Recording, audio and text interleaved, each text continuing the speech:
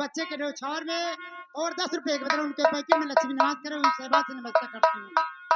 और खुआबाई बना हो सुअठ वाला लडुआ, खुआबाई बना हो सुअठ वाला लडुआ।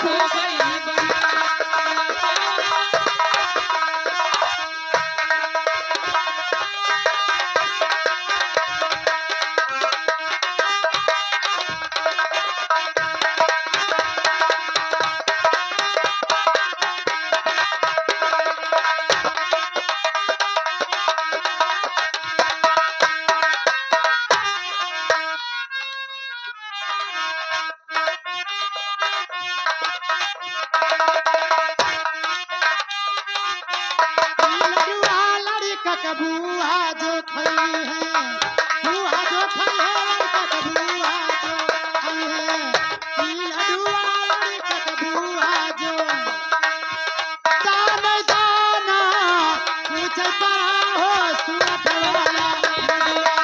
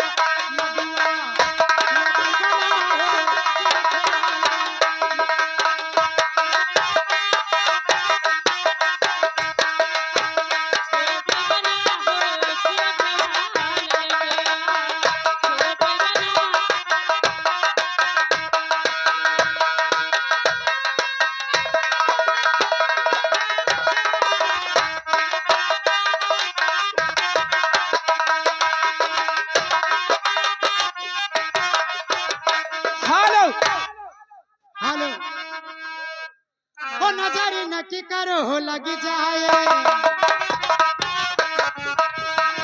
वो नजर न की करो लग जाए, कहीं हुस्न का कोठी में लखन बुआ दो चार गो मिर्ची लटकाला चोटी में।